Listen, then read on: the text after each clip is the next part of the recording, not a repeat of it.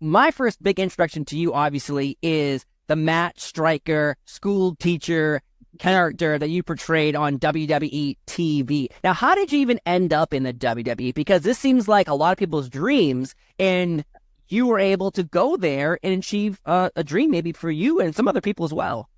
Yeah, it's still very surreal to me. And as, again, I'm at a point in my life where I'm starting to take account.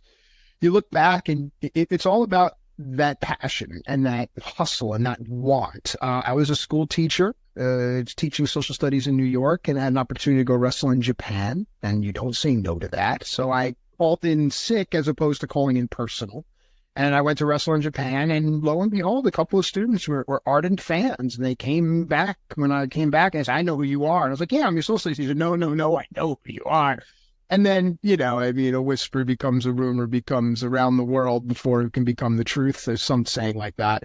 That's how it started. WWE, I was on their radar. It was actually Court Bauer, who's MLW. Wow. Yep, he was in there with Krista Joseph and Tommy Dreamer. And Court knew me from the beginning. So they said, let's give him a shot. It was just going to be a chance. I was in the news. They were just going to take advantage of it. I had wrestled Kurt Angle previously. And this time we went out there and it was just like, I'm a faith guy. I believe in things like that. It's just like there was magic that night. It was a special night in my hometown arena and you just couldn't deny it. And they gave me a shot. Wow. Again, opportunity, and just sometimes, luck will get us to places we want to be in life. And especially having the people obviously seeing you and supporting you and still supporting you today, though. And so you came in as a wrestler, then you were a manager, wrestler, commentary. Why so many hats? You were even a host as well. Like obviously you're really well spoken, but at the same time, why so many hats when you're pretty good at all the things? But are you trying to be good at just one thing really well?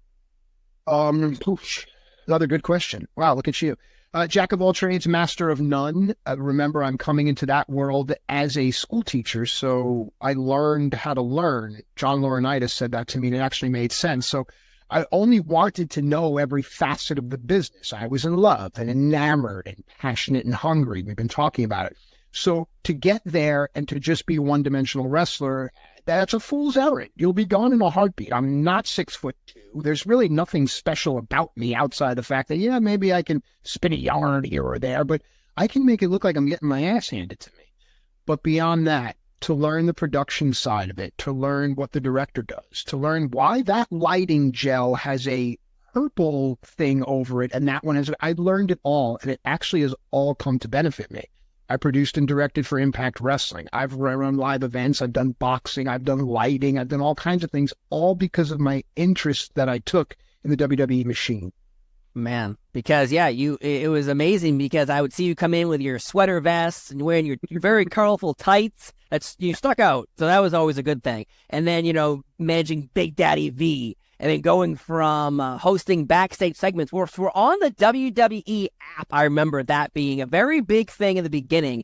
And that's how, it's funny, it's personal stories. That's how I kind of got started because I would tweet out things. And the W Universe's Twitter account, which is just, whatever, a shell of itself, someone actually ran that thing and cared about fans and found fans and retweeted them and put the things on the app. This is before Twitter, is X now and all that stuff. So really, I'd be sitting there during commercial breaks watching you backstage, and it seemed like everyone who wasn't on TV was getting grabbed to just, hey, what are you doing? Let's just spew some things for 2 minutes and then put it out there. Were those things ever planned out? Because it felt like they were just, whoa, this is crazy. So astute eye by you, the beauty of the app is that it really was improv theater, and you never knew who was coming, and one of the best compliments. So I used to listen to on the headsets. And you could hear a lot of channels they were open. The best compliments I ever heard was Kevin Dunn say to Vince McMahon, "Don't worry, Stryker's there. He's got the chops." And once I heard that, it kind of empowered me a bit. And I remember there was a time where Vince hopped on the set live and we just rolled. And he said something disparaging towards these announcers here. We got to get rid of them. And I don't know what it was, but it just popped in my head. I was like, yeah, that Josh Matthews, man, he's really horrible. And afterwards, Vince pulled me aside. He's like, I love that stuff. That's good stuff. More organic. And you can see it now in the product. And I think MLW was the first to that. It's not scripted. It's not forced. It's not a storyline. It's just the wrestlers making the wrestling matter. So I think all that is part and parcel to what we're going to see a week from tonight in MLW. Man, yeah, because I just remember watching those apps and being like, "What is happening here? I don't know what's happening, but I love it because it seemed like for so long, as you probably know, as you were working there, it felt like so long there was no competition, big competition that is. So WWE could just be like, we're gonna put out anything we want, and you'll watch because there's nothing else to watch. It's on television, and it's on television. It's on USA. It's part of your being who you are. Monday night, show up here, that, and so obviously it's the backstage stuff on the app to me were like, oh, this is the people who are on TV are getting a chance because this is where they're getting TV time, which was on the app. And now the app is just buy this and go to Peacock, and it's completely different. And obviously money is a reason why things keep changing constantly in wrestling. But you got any good Vince McMahon stories? That was a great one too. But what was your relationship like with him? Because obviously if he suddenly says something to you and pulls you aside, there must have been more conversations. Yeah, absolutely. I mean, you learn not to seek them out. When he has the time to come and tell you something that's pertinent to business or life, he will. But I think a lot of things I learned from Vince's relationship, I bring forward with me now to MLW. And especially it's because Vince was constantly in my ear as an announcer. And a lot of his mantras, his thought process, a lot of where his intent is embedded in my mind. So now I sit next to Joe Dombrowski, who I think for my money is pound for pound the best play-by-play guy out there.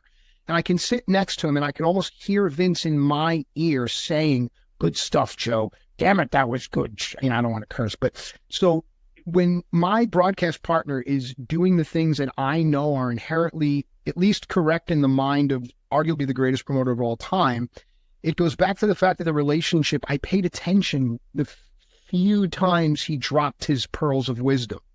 Most of the time, he's just a jovial guy. You got to remember, he's Vince McMahon. No one is ever going to be themselves around him. And it was the same thing with guys like John Cena, with The Undertaker. I always feel like I was never a threat. I'm not a threat to your job. I'm not a threat to beat you up. I'm just a dude that's around. And I felt that they kind of maybe showed a softer side of themselves, Vince especially. So I liked that. You know, it's weird in a way that you said you weren't a threat to like Undertaker and John Cena, because I have talked to older wrestlers who were in the same locker room as Hulk Hogan, and all they have is great things to say about Hulk Hogan. But then when you start talking to wrestlers who are higher up on the card, those attitudes change completely because they were threats to Hulk Hogan. So obviously your relationship with these individuals is completely different than another, I guess, well, I don't want to disparage you at all, but like the former world champion trying to go neck and neck with John Cena. The alley cat must have a different disposition than the house cat. Yeah. So you're 100% on point with that. Yes. Yes, man. It got any good Big Daddy V memories, because when he went from, Mabel to Viscera to Big Daddy V, and he just showed his whole body. You're like, God damn, this guy's impressive. Look at him. And then they added you to the package. Like, this is everything I wanted. So what was the pairing of you and Big Daddy V? How did that come together? And share me some nuggets from Big Daddy V, because I loved him. First and foremost, a lot of the guys that had a good, gentle nature about them were some of the biggest guys out there. Kane was also a personal friend, just the sweetest, nicest guy in the world. Big Daddy V, sweetest, nicest guy in the world. But traveling with Big Daddy V, he was the kind of guy, he was very shy. He wanted to be left alone until he was ready to turn it on.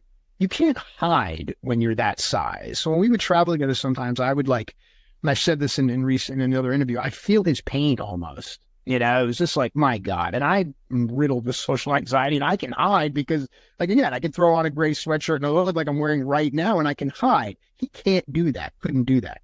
But I'm reminded of a spot where we wanted to do something where he would squash me. And I said, that would be so funny. You won't be able to see me. I'll tuck my arms in, the visual will be hilarious. And he said, well, have you ever had a man of my size on top of you? And I showed him a clip from MLW that I had done, bringing it back again. And I took a splash off of the ring post onto the floor on a table. And it was just brutal. It was early on in my career, and I had to pull it up to show it to him and a few of the other wrestlers just to prove that, yeah, man, you can lay on me, you can hurt me.